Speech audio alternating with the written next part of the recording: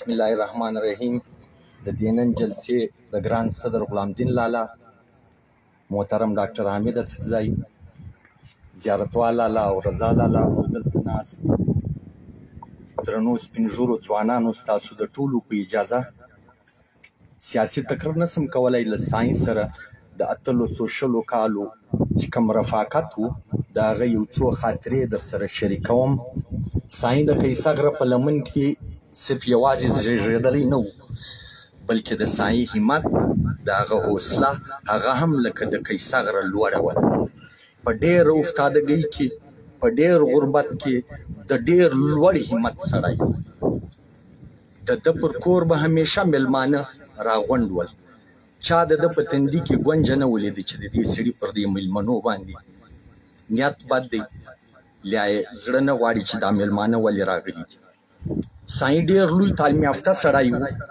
د انګریز په وختو کې له پېښوره فارغه و، لیکن د یوې ورځې دپاره هم دی د علاقې له کړه وړه، له دوده، له دستوره نه ووت. د دې علاقې په کړه وړه باندې هر کړه وړه یې د دې علاقې لوی تعلیم یافته و، لیکن خپل تعلیم یې سر ته نه و خځول، تر پښو یې لاندې کړی. هغه په عربي کې یو هغه دی وایي حلم لري انسانان، لوړ انسانان هغه کله هم د زیبایش لپاره کار نه کوي چې خلکو ته به زه ډېر ښایسته ښکاره سم، زما به ښایسته جامې وي، خلک به مو وویني. دا سړی د تحصیلداري ته استعفا ورکړې ده، لیکن چې په لاره به روان و چا به دا نه پېژندی چې دا د دومره لوی استاد دی یا دومره لوی تعلیم یافته دی. یو ورځ ولعزیزه ډوډۍ خورو په کوټه کې، ملي عوامي هوټل له لاړو، نو د سبزي راوغوښتل. نو زه ورسره لګیا وم، دی په غوږ دروند و، زه په زوره غږېدم. له ما یو غلطي وسوه، د انګریزي ټکی مو استعمال کړ. ده داسې پر خوله لاس راته ونیول چې خاموش سه. خیر مړی وخوړل چې راووتو، مال ساين څه د خاموش کم، یو خبره مې درته کول. ولیا دلته د بورې او د ژوبه جزان ناستې په دا هوټل کې چې دا سوچ نه و چې دا تعلیم یافته سړی دی او په انګریزي باندې پوهېږي. یعنی ساين په ټول ژوند چاته د خپل تعلیم داسې نه کوي ښکاره. ځوانانو سره به ناست و، د ځوانانو خبر په دې دلته راوړم چې دلته ډېر ملګري ناست دي. دغه د رحمان بابا یو شعر دی چې پر ساين باندې ډېر صادق راځي. هغه وایي چې د ریا خرقه خدای مکه په غاړه، رحمان کوږ دستار تړلی کلندر. سیاست چې کوي یا د کام مخکشي کوي، یا غواړي چې دا د کام ستونزې په خوشحالۍ بدلې کړو، هغه ته به ځان کلندر کوو. په همت، په سیاست، په پوهه به ځان لوړوو، لیکن په کړه وړه باندې باید چې له پښتانه سره سم روان وو، لکه ساين چې سره روان. نن دلته چې دا ملګري راغونډ دي، خلک دا وایي چې دلته ساين څه کړي دي، کومه ګټه یې ساين راوړې ده. ساين په هغه وخت کې چې په دې ضلع شېراني کې په شمار 15-16 کسان وو، ډېرې بدې فتوې وې، په کاڼو ویستل وو، تر دې حده پورې چې دلته دا کښتۍ به ولاړې وې، ژوبله به تللي ول، د جمعې لمانځل هغو ته به په غوږ کې ورکړي ول. ساين چې به دلته په واک روان و، په کاڼو ویستی. ساين په هغه وخت کې د کام خبره پر مخ وړله. نن شکر دی د سوشل میډیا وخت دی او ساين داسې ځوانان پیدا کړي دي، د دوی په ذهنو کې تضاد ورزده کړی دی. د ساين لوړوالی په دې کې و چې هلته به هر ځوان ورغلی. د ترک صاحب یو قول دی، ترکی صاحب وایي، نور محمد ترکی وایي د ځوانانو په ذهنو کې تضاد پیدا کړه چې دوی د ټولنې په تضاد باندې پوه سي، بیا یې ایله بیا موږ پر ویرېږه. ساين ته چې به هر ځوان راتلی، ساين د هغه په ذهن کې، په فکر کې تضاد زېږاوه. ساين قطعاً چاته دا یو سټوډنټ ته هم چې به وراتلی، ساين دا پوښتنه نه ځینې کوله چې ته د کوم ګوند سړی، ستا تعلق له کوم خیل ایل سره دی. د پلار د روزګار پوښتنه به یې خامخا کوله چې د چا زوی او څه کار کوي. بیا به ټول ټینګار پر دې کاوه چې باید چې پلار په تا سبق وایي، دا سبق سر ته ورسوي، او د پلار چې ستا کوم هیلې امیدونه دي هغه و سر ته ورسوي. ساين چاته قطعاً نه ول چې ته راسه بیا پښتونخواله. هغه ځوان چې به له ده سره کښېنستی، په دومره ساده انداز به د هغه په ذهن کې ټولنیز تضاد ور کلیر کړي چې هغه بیا 10 کاله بعد یو خبره مخته ورغله، د ساين به جګ ورته ودرېدی چې دا تضاد خو زما په ذهن کې چې کوم دی هغه ساين را زېږولی. یو ورځ داسې سره روان و، ده پر دا روډ باندې داسې لاس کول، عزیزه دا موټران وینې دا سپین موټران چې کتار دي؟ مال هو. ول څه بدبخته خلک دي. مال څه له سايي باید څه وسي؟ ول دا خلک بینک جوړولی سي، دوی سپین موټر په دې اخي چې و تربرت یې ورښکاره کړي. هلکه تربرت یې مه ورښکاره کوه، راځه پیسې سره جمع کړو، موږ بینک جوړولی سو. او دا رښتینې خبره ده چې زموږ په وطن کې شتمن خلک شته چې دلته موږ بینک جوړ کړی وای، خو لیکن زموږ فکر نه و. سايي د دې دپاره د انسانانو په ذهنو کې دا شان، هغه مشر د سايي په جنازه کې یو خبره کوله، ول سايي و دا کیسه غره ته لر نیولی و چې ویې شورم. او زه دا ویایم چې سايي چې کوم دی هغه د کسې غر په خپل فکر ځوانان یې وروزل، د کیسې غر به شوري. او که موږ لږ معمولي فکر وکړو د کسې غر اوس هم شورېدلی دی.